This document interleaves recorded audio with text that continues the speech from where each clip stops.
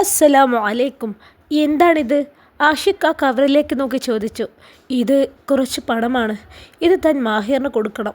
അന്ന് ഞാനിത് നൽകിയപ്പോൾ അയാൾ അത് നിരസിച്ചതാണ്. എങ്കിലും എൻ്റെ മകൾ കാരണമാണ് അയാൾ വെറും കൈയോടെ ഈ നാട്ടിൽ നിന്ന് മടങ്ങിയതെന്ന് ഓർക്കുമ്പോൾ വല്ലാത്തൊരു കുറ്റബോധം എന്നെ വേട്ടയാടുകയാണ്. താനിത് അവനെ അയച്ചു കൊടുക്കണം. എന്നാലേ എൻ്റെ മനസ്സിന് അല്പമെങ്കിലും ആശ്വാസം കിട്ടൂ. വേണ്ട, അവൻ്റെ മാനത്തിൻ്റെ വിലയുള്ള ഈ പണം അവൻ ഒരിക്കലും കൈകൊണ്ട് തൊടില്ല. ആഷിഖ് അത് വാങ്ങാൻ അറച്ചു. എടോ, അങ്ങനെയൊന്നും പറയരുത്. ഇത് ഞാൻ എൻ്റെ ജോലിക്കാരന് സന്തോഷത്തോടെ തരുന്നതാണെന്ന് കരുതി വാങ്ങിച്ചാൽ മതി. അയാളുടെ കടങ്ങളൊക്കെ വീട്ടാൻ ഇത് ഉപകാരപ്പെടുത്താമല്ലോ. അത് ശരിയാ, അവൻ്റെ കടങ്ങളൊക്കെ ഈ പണം കൊണ്ട് വീട്ടാം. പക്ഷേ ഇതുകൊണ്ടൊന്നും വീട്ടാൻ കഴിയാത്തൊരു കടമുണ്ട്. ഈ അറബ് മണ്ണിലേക്ക് പറഞ്ഞിറങ്ങും മുമ്പ് അവൻ അവൻ്റെ പെണ്ണിന് കൊടുത്തൊരു വാക്കുണ്ട്. ഒറ്റ രാത്രി കൊണ്ട് അവനെ ബന്ധ്യത്തിൻ്റെ ലഹരിയിൽ കുളിപ്പിച്ച് നിങ്ങളുടെ മകൾ ചെയ്ത കുൽസിത പ്രവൃത്തി കൊണ്ടാണ് ആ പെണ്ണിന് കൊടുത്ത വാക്കാണ് ചിതറിച്ചെറിച്ചത്. ആ കടം വീട്ടാൻ നിങ്ങൾക്കുള്ളത് മുഴുവൻ തന്നാലും തികഞ്ഞൊന്നും വരില്ല. അതുകൊണ്ട് നിങ്ങളത് കൊണ്ടുപോയിക്കോളൂ. ആഷിഖ് ആ പണം നിരസിച്ചതും അഹമ്മദിൻ്റെ മുഖം വാടി. എന്നാൽ അവരെ കേട്ടുനിന്ന റാഫി അവരാ പറഞ്ഞത് മുഴുവൻ ചേർത്ത് വായിച്ചു. അവൻ്റെ കണ്ണുകൾ ക്രൂരമായി തിളങ്ങി. അപ്പോഴാണ് ആഷിഖിൻ്റെ ഫോണിലേക്ക് ഒരു കോൾ വരുന്നത്. ഫോണിലേക്കൊന്ന് നോക്കി ആഷിഖ് അത് കട്ട് ചെയ്ത് കളഞ്ഞു. മുനവ്വിറാണ്. അവൻ്റെ കയ്യിൽ നിന്നാണ് മാഹിറിന് വേണ്ടി 4 ലക്ഷം രൂപ കടം വാങ്ങിച്ചിരുന്നത്. അവനോട് പറഞ്ഞ അവധി തീർന്നിട്ട് 2 ദിവസമായി. വിളിച്ചിട്ടപ്പോൾ ഒരു സൗകര്യവും തരുന്നില്ല. ഇവിടുത്തെ പണി നിർത്തി മാഹിർ നാട്ടിലേക്ക് പോയതുകൊണ്ട് ഇനി അവൻ്റെ കാശ് കിട്ടില്ല എന്നുള്ള പേടിയാണ് മുനവ്വിറിന്. എല്ലാം തകർന്ന് വെറും കൈയോടെ നാട്ടിലേക്ക് മടങ്ങിയ ആ പച്ചപ്പാവത്തോട് എങ്ങനെ ഞാനിപ്പോൾ ക്യാഷിൻ്റെ കാര്യം പറയും? വീണ്ടും ഫോൺ ശബ്ദിക്കാൻ തുടങ്ങി. ആഷിഖ് ഫോൺ എടുത്തില്ല. അവൻ്റെ തലയ്ക്കുള്ളിൽ ഒരു വെട്ടം തെളിഞ്ഞു. കയ്യിലുള്ള സമയത്ത് മാഹിർ ഒത്തിരി പേരെ സഹായിച്ചിട്ടുണ്ട്. അതിൻ്റെയൊക്കെ ഫലമായിട്ടായിരിക്കും ഇന്ന് ഈ ദിവസം തന്നെ അഹമ്മദ് തന്നെ തേടി ഈ പണവുമായി ഇങ്ങോട്ട് വന്നത്. ആഷിഖ് അഹമ്മദിനെ നോക്കി. അയാൾ ഇപ്പോഴും ആ പണവുമായി തൻ്റെ മുന്നിൽ നിൽക്കുകയാണ്. താനത് വാങ്ങാതെ അയാളുടെ മുഖത്തെ കാർമുഖം നീങ്ങില്ല. വാങ്ങിച്ചാലോ? മാഹിർ തന്നോട് ഇതിനെ ചൊല്ലി തന്നോട് പിണങ്ങുമോ? 2 നിമിഷം അവൻ ചിന്തയിലാണ്ടു. മാഹിർ അറിയാതെ ഞാൻ ഈ പണം വാങ്ങിച്ച് അവൻ്റെ ഇവിടെയുള്ള കടങ്ങൾ കൊടുത്തു തീർക്കുകയാണ്. എന്നെങ്കിലും ഒരിക്കൽ ഞാൻ അവനോട് പറഞ്ഞോളാം, നിന്റെ കടങ്ങളൊക്കെ ഒരു നല്ല മനുഷ്യൻ കൊടുത്തു തീർത്തുവെന്ന്. ആഷിഖ് അഹമ്മദിൻ്റെ കയ്യിൽ നിന്ന് പണം വാങ്ങി. അയാളുടെ ചുണ്ടുകൾ വിടർന്നുവെങ്കിലും കണ്ണുകൾ നിറഞ്ഞിരുന്നു. അഹമ്മദ് പോയതും ആഷിഖ് ആദ്യം ഫോണെടുത്ത് മുനവ്വിറിനെ വിളിക്കുകയാണ് ചെയ്തത്. അവൻ്റെ പണം വൈകുന്നേരത്തിനുള്ളിൽ തരാമെന്ന് വാക്ക് നൽകി. ആഷിഖ് അകത്തേക്ക് വരുമ്പോൾ റാഫി ഒന്നും അറിഞ്ഞിട്ടില്ലാത്തവനെ പോലെ അവിടെ ചുറ്റി തിരിയുന്നുണ്ടായിരുന്നു. സംഗതി തരക്കേടില്ലല്ലോ മാഹിറെ, അല്ലേലും നീ മിടുക്കനാ. അറബിച്ച് പെണ്ണിൻ്റെ കൂടെ കിടന്ന് സുഖിച്ചിട്ട് ഒടുക്കം അവളെ തന്തയുടെ കയ്യിൽ നിന്ന് കടം വീട്ടാനുള്ള പണം കൂടി ഒപ്പിച്ചെടുത്തല്ലോ കള്ളാ നീ. റാഫി കൗശലത്തോടെ തല അനക്കിക്കൊണ്ട് മനസ്സിൽ പറഞ്ഞു.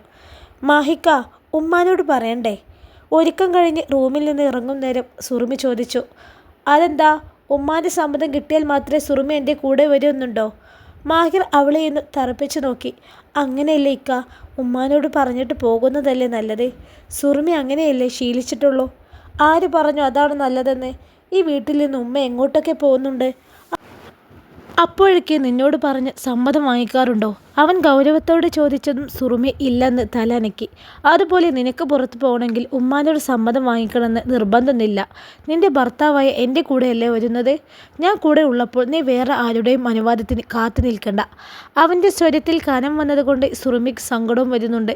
പരിഭവം കൊണ്ടവളുടെ കവിളുകൾ ചെറുതായി വീർത്തു. പറയുന്നതൊക്കെ ശരി തന്നെ, എന്നാലും ഇത്തിരി സ്നേഹത്തോടെ പറഞ്ഞൂടെ? എല്ലാവരുടെയും മുഖം നന്നാക്കിയിട്ട് ജീവിക്കാമെന്ന് വെച്ചാലേ ഒന്നും നടക്കൂല സുറുമേ. ഇതുവരെ അങ്ങനെയൊക്കെ ജീവിച്ചിട്ട് എൻ്റെയും നിൻ്റെയും ഒത്തിരി വർഷങ്ങൾ കൊഴിഞ്ഞു പോയില്ലേ. എന്നിട്ട് നമ്മൾ എന്തെങ്കിലും നേടിയോ? ഇല്ലല്ലോ. കണ്ടില്ലേ, അവർക്കൊക്കെ ഇപ്പോൾ നമ്മുടെ ശത്രുപക്ഷത്താണ്. നമുക്ക് നമ്മൾ മാത്രമേ ഉള്ളൂ. അതുകൊണ്ട് നമ്മൾ നമുക്ക് തോന്നുന്നതെന്തോ അത് ചെയ്യണം. മറ്റുള്ളവരെ പേടിച്ച് ജീവിക്കാൻ നിന്നാലേ അതിനെ സമയം കാണുള്ളൂ എന്നും പറഞ്ഞ് മാഹിർ കുഞ്ഞിൻ്റെ കൈ പിടിച്ച് പുറത്തേക്ക് നടന്നു. പതിയെ സുറുമിയും അവൻ്റെ കൂടെ വന്നു. 4 ചൂട് മുന്നോട്ട് വെച്ച് മാഹിർ തിരിഞ്ഞു നോക്കി. പെണ്ണിൻ്റെ മുഖം കണ്ട് അവൻ്റെ ചുണ്ടിൻകോളിൽ ഒരു ചിരി മിന്നിമാഞ്ഞു. ഇനിയിപ്പോൾ ഉമ്മാനോട് പറഞ്ഞാലേ എൻ്റെ പെണ്ണിന് മുഖം തെളിയൂ എന്നാണെങ്കിൽ ഞാനും മോളും പോയി ഒന്ന് പറഞ്ഞേക്കാം. നീ ഇവിടെ നിന്നാൽ മതി. മാഹിർ അത് പറഞ്ഞപ്പോൾ സുറുമി ഹാളിൽ തന്നെ നിന്നു. മാഹിർ ആനുമ്മയുടെ റൂമിലേക്ക് ഹാലമോളുടെ കൈ പിടിച്ച് നടന്നു. പുറത്തു പോകുന്നതിൻ്റെ പൊലിവിൽ പെണ്ണ് നിലത്തൊന്നല്ല, മാഹിറിനെ കണ്ട് ആനമ്പയുടെ മുഖം മുഷിപ്പോടെ ചുളിഞ്ഞു. സീജയും സീനവും മുഖം തിരിച്ചു. ഉമ്മ, ഞാനും സുർമിയും മോളും ഒന്ന് പുറത്തു പോവാണ്. മാഹിർ ഗൗരവം വിടാതെ തന്നെയാണ് പറഞ്ഞത്. അതിപ്പോൾ എന്തിനാ എന്നോട് പറയണേ? നീ എൻ്റെ മഹാറാണിയും എവിടെ വേണമെങ്കിലും നരങ്ങ്. അതൊന്നും എൻ്റെ മുൻപിൽ വന്ന് എഴുന്നള്ളിക്കാൻ നിൽക്കണ്ട എന്ന് പറഞ്ഞ് ആനമ്മ വെറുപ്പോടെ മുഖം വെട്ടിച്ചു. ഓ ആയിക്കോട്ടെ, ഇനി മുതൽ അങ്ങനെ ശ്രദ്ധിക്കാം. അതും പറഞ്ഞ് പുറത്തേക്ക് നടക്കുമ്പോൾ മാഹിറിൻ്റെ നെഞ്ചിൽ ഒരു നേർത്ത നോവ് കൊളുത്തി നിന്നിരുന്നു. എത്ര പെട്ടെന്നാണ് ഞാൻ ഇവർക്കൊക്കെ വെറുക്കപ്പെട്ടവനായി മാറിയത്. ആനമ്മ എന്തെങ്കിലും കുനിഷ്ട് പറഞ്ഞു കാണുമെന്ന് മാഹിറിൻ്റെ വരവ് കണ്ടപ്പോഴേ സുറുമി ഊഹിച്ചു. മാഹിർ സുറുമിയെ അമർത്തി നോക്കിക്കൊണ്ട് അടുത്തേക്ക് വന്നു. അവർ വായിലിരിക്കുന്നത് എന്നെ കേൾപ്പിച്ചപ്പോൾ നിനക്ക് സമാധാനമായില്ലേ? ഇനി വാ, പോകാം. ആ പറഞ്ഞതിൽ അല്പം ദേഷ്യം കലർന്നിരുന്നു.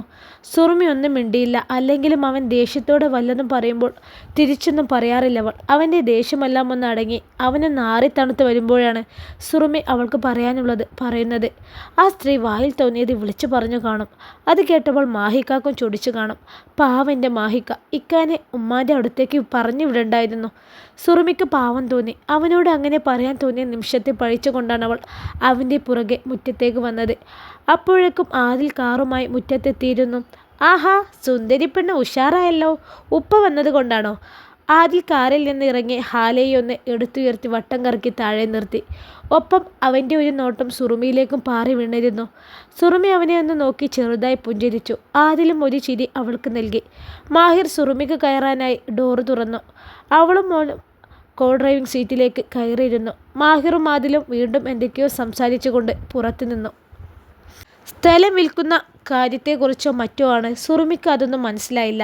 ഹാലമോൾ കുട്ടിപ്പട്ടാളങ്ങളെ നോക്കി ഗമയിൽ കൈവീശി കാണിക്കുന്ന തിരക്കിലാണ്. മോളു, നിങ്ങൾ ഉമ്മൂമ്മയോട് പോകുകയെന്ന് പറഞ്ഞപ്പോൾ ഉമ്മൂമ്മ ഉപ്പയെ വഴക്ക് വല്ലതും പറഞ്ഞായിരുന്നോ? മാഹിർ വരും മുമ്പ് സുറുമി ഹാലമോളുടെ കാതിൽ അടക്കം ചോദിച്ചു. പറഞ്ഞു. ഉമ്മ കാരണമാണ് ഉപ്പാക്ക് വഴക്ക് കിട്ടിയത് പറയാതെ പറയും പോലൊരു ഭാവമായിരുന്നു അവളുടെ മുഖത്ത്. എന്താ പറഞ്ഞേ?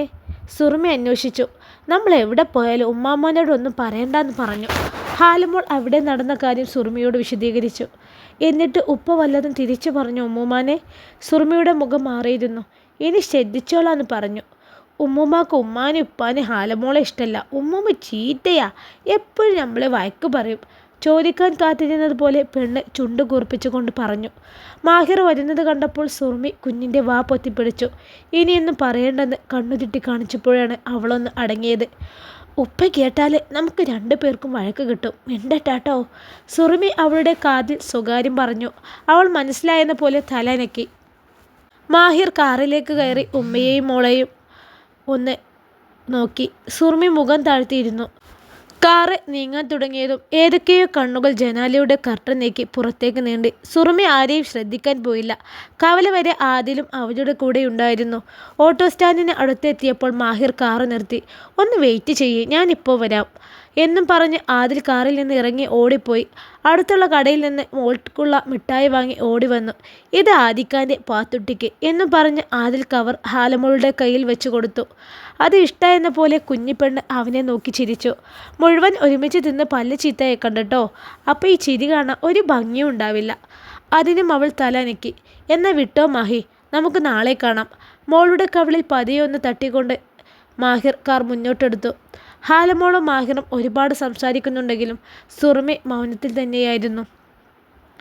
എന്നിരുന്നാലും ഇടയ്ക്ക് അവനെയൊന്ന് ശ്രദ്ധിക്കും. അവൻ തന്നെ ശ്രദ്ധിക്കുന്നില്ലെന്ന് കാണുമ്പോൾ പരിഭവവും സങ്കടവും ഉള്ളിൽ തിങ്ങി നിറയും.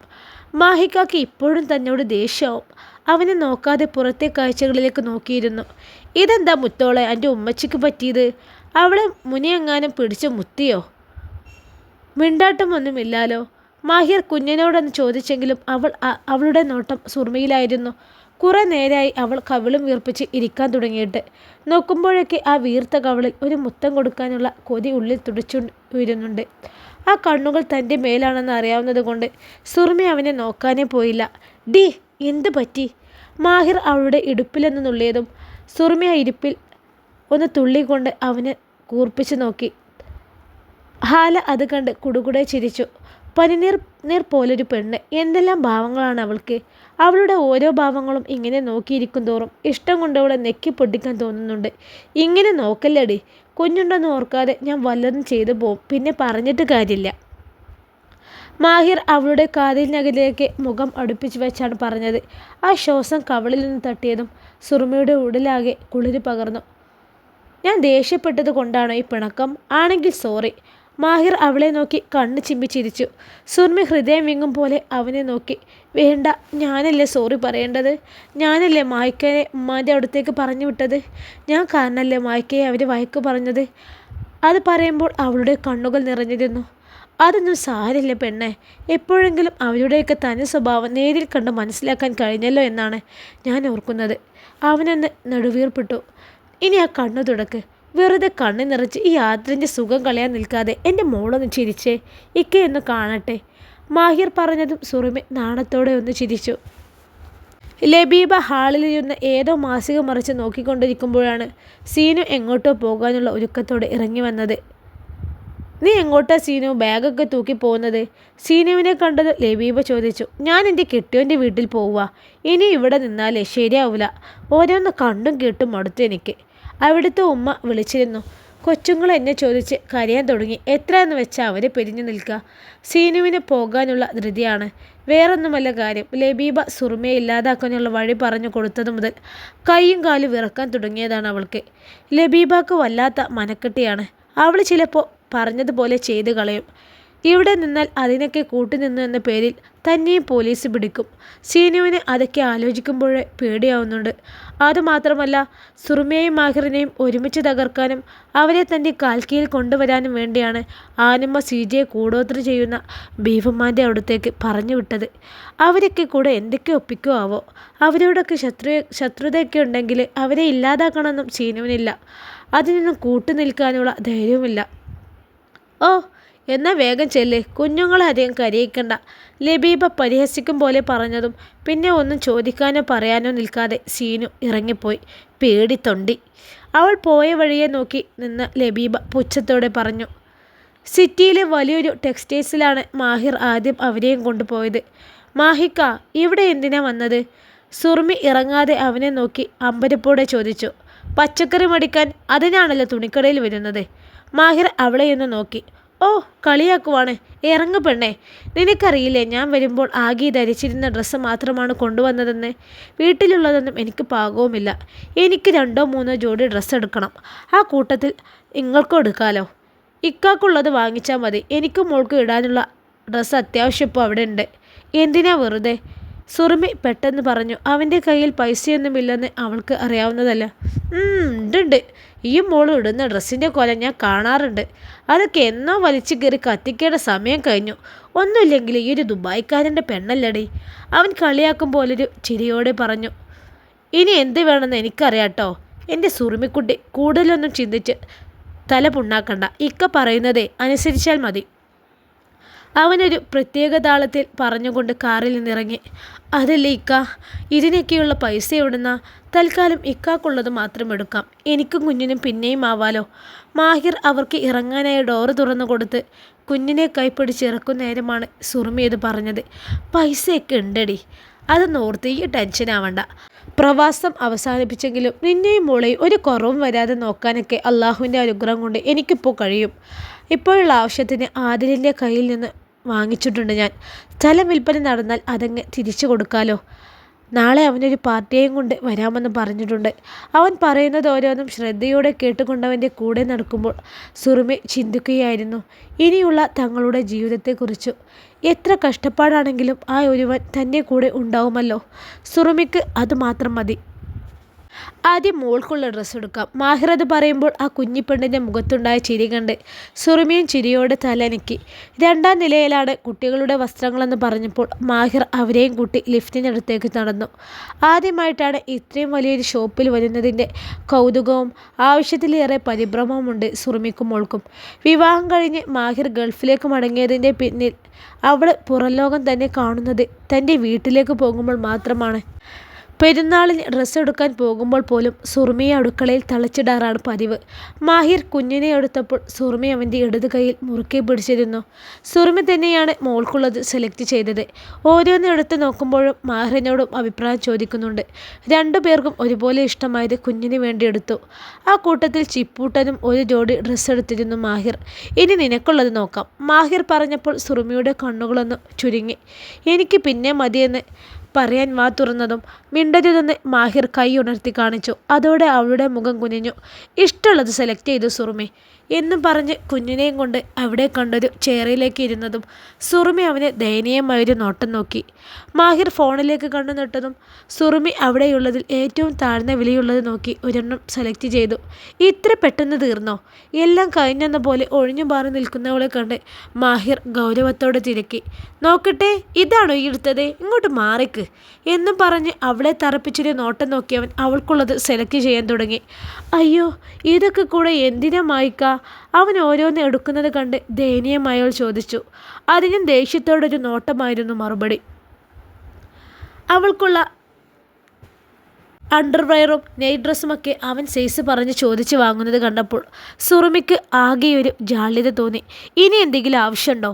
എല്ലാം കഴിഞ്ഞൊരു ചോദ്യം. സുറുമി ഇല്ലെന്ന് തലനക്കി. അതൊക്കെ കൂടെ എന്തിനാ മാഹിക്ക? ഞാനതൊന്നും ഇടത്തില്ലെന്നേ. നൈറ്റ് ഡ്രസ്സാണ് അവൾ ഉദ്ദേശിച്ചതെന്ന് മാഹിറിന് പിടികിട്ടി. അതെന്തിനാണെന്ന് ഞാൻ പറഞ്ഞു തരാം. രാത്രി ഒന്ന് ആയിക്കോട്ടെ. ഒരു കള്ളച്ചിരിയോടെ അവൾക്ക് മാത്രം കേൾക്കാൻ പാകത്തിലാണ് മാഹിർ എന്ന് പറഞ്ഞത്.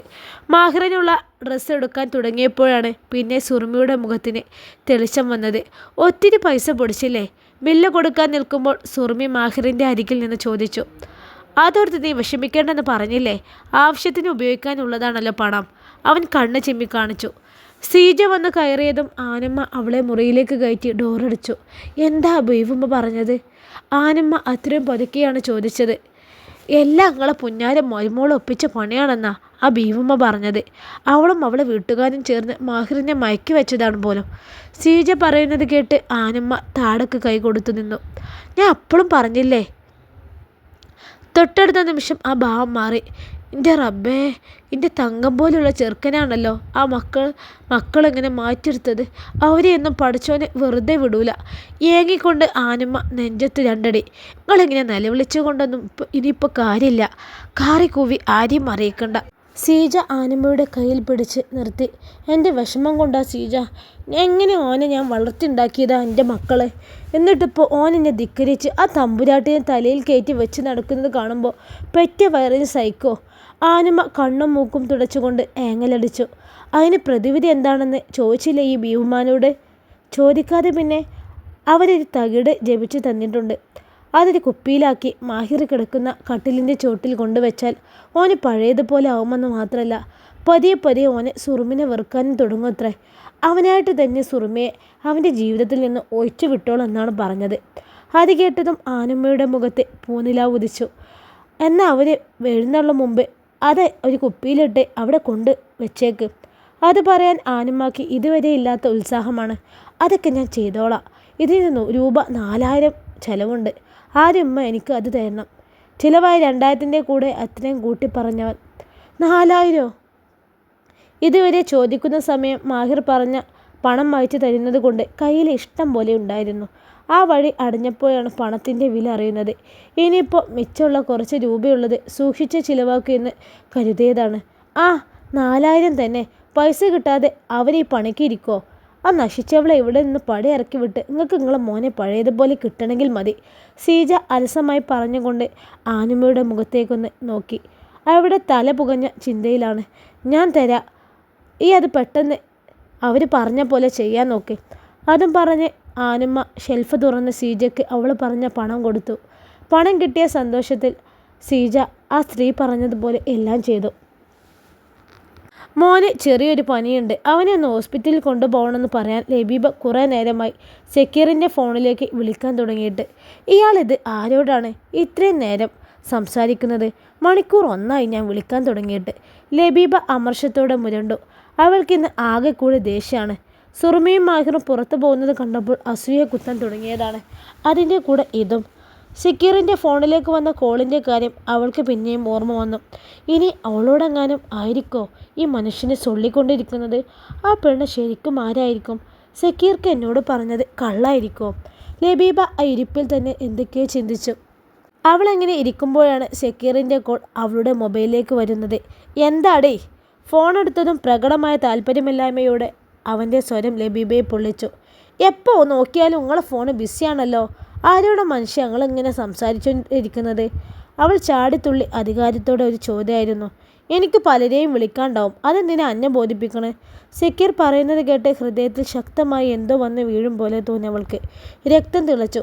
ആ, എന്നെ ബോധിപ്പിക്കേണ്ടി വരും, ഞാൻ നിങ്ങളെ ഭാര്യയല്ലേ? അവനോട് തോറ്റു കൊടുക്കാൻ ഭാവമില്ലാതെ പറഞ്ഞു. ആരോടാ സംസാരിച്ചതെന്ന് പറയുന്നുണ്ടോ നിങ്ങൾ? ലബീബാക്ക് അതറിയാതെ വയ്യ. മോനെ പനിക്കുന്ന കാര്യം പറയാനാണ് വിളിച്ചതെന്നുള്ള കാര്യമൊക്കെ അവൾ മറന്നു പോയിരുന്നു ആ നിമിഷം. എനിക്ക് സൗകര്യമില്ല പറയാൻ, എനിക്കിവിടെ 100 കൂട്ടം പണയുണ്ട്. നീ വെറുതെ വഴക്കിന് നിൽക്കാതെ എന്തിനാണ് വിളിച്ചതെന്നുള്ള കാര്യം പറയും. അവൻ ദേഷ്യത്തോടെയാണ് ചോദിച്ചത്. മോന് പനിയുണ്ട്, അവനെ ഹോസ്പിറ്റലിൽ കൊണ്ടുപോകണമെന്ന് പറയാനാണ് ഞാൻ വിളിച്ചത്. ലബീബ കാര്യം പറഞ്ഞു. ചെറിയ പനിയല്ലേ, ആരിപ്പോൾ ഹോസ്പിറ്റലിൽ പോകണമെന്നില്ല. നീ അവിടെ പനീൻ്റെ മരുന്ന് വല്ല ഇരിപ്പുണ്ടെങ്കിൽ കൊച്ചിനെടുത്ത് കൊടുക്ക്, അതങ്ങ് മാറിക്കോളും. അത് പറഞ്ഞ് ലബീബയുടെ മറുപടിക്ക് കാത്തു നിൽക്കാതെ അവൻ കോൾ കട്ട് ചെയ്തിരുന്നു. ആ ഫോണിലേക്ക് നോക്കി നിൽക്കുമ്പോൾ ലബീബയുടെ നെഞ്ചിലൊരു പുകച്ചിൽ പോലെ, കണ്ണുകൾ നീറി വരും പോലെ. സക്കീർക്ക ഒരുപാട് മാറിപ്പോയി. സക്കീർ വീണ്ടും ഫെബിനയെ വിളിച്ചു. വീഡിയോ കോളാണ്. എന്തിനാ മുത്തേ അവർ വിളിച്ചത്? ഫെബിന കൊഞ്ചിക്കുഴഞ്ഞുകൊണ്ട് ചോദിച്ചു. അവൾ വെറുതെ ഓരോന്ന് പറഞ്ഞുകൊണ്ട് വിളിക്കുന്നതാ. ശവം എപ്പോഴും ശല്യം ചെയ്തുകൊണ്ടിരിക്കും. ലബീബയോടുള്ള വെറുപ്പ് അവൻ്റെ ശബ്ദത്തിൽ മുഴച്ചു നിന്നിരുന്നു. നിനക്ക് അവരോട് ഒട്ടും സ്നേഹമില്ലേ? ഫെബിന ചോദിച്ചു. സക്കീർ അവളുടെ മുഖത്തേക്ക് കണ്ണെടുക്കാതെ നോക്കി. എന്തൊരു ഭംഗിയാണ്! ഇവളെയൊക്കെ കണ്ടിട്ട് വീട്ടിൽ ചെല്ലുമ്പോൾ ആ മലഭൂതത്തെ കാണുമ്പോൾ കലി ഇരച്ചു കയറാൻ തുടങ്ങും. ഒട്ടും സ്നേഹമില്ല. എൻ്റെ മക്കളും ഉമ്മയായി പോയില്ലേ, അതുകൊണ്ട് ചുമക്കുക. അല്ലെങ്കിൽ എന്നോ ഒഴിവാക്കിയേനെ ഞാൻ ആ പിശാച്ചിനെ. സക്കീർ അറച്ചുകൊണ്ട് പറയുന്നത് കേട്ടപ്പോൾ ഫെബിനക്കൊരു ഉൾക്കുളിര് തോന്നി. സ്വന്തം ഭാര്യയേക്കാൾ ഈ മനുഷ്യൻ എന്നെ സ്നേഹിക്കുന്നുണ്ടല്ലോ. അവൾ ഒന്നുകൂടെ ഇളകിയിരുന്നു.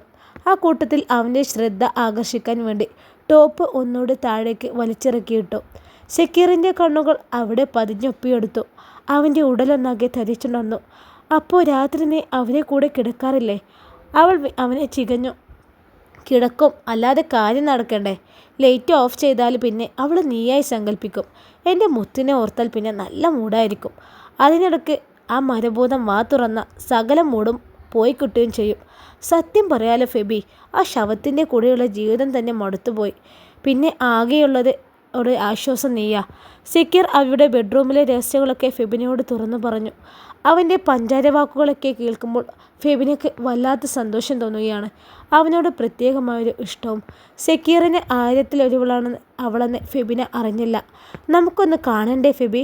എത്ര ദിവസമായി നീ എന്നെ ഓരോന്ന് കാണിച്ച് മോഹിപ്പിക്കാൻ തുടങ്ങിയിട്ട്? എന്നാ നിന്നെ ശരിക്കൊന്ന് കാണാൻ പറ്റുന്നത്? സക്കീർ ചോദിച്ചു. വൈകാതെ കാണാമെന്നേ. അവൾ വശ്യമായി ചിരിച്ചു. അവനെ മത്തി പിടിപ്പിക്കും പോലൊരു ചിരി. നാളെ ഞാൻ നിൻ്റെ വീട്ടിലേക്ക് വന്നോട്ടെ? ഇൻഷാ അല്ലാ. ഈ കഥയുടെ ബാക്കി ഭാഗമായി നാളെ കാണാം. അസ്സലാമു അലൈക്കും. എല്ലാവരും അഭിപ്രായങ്ങളൊക്കെ കമൻറ്റ് ചെയ്യണേ.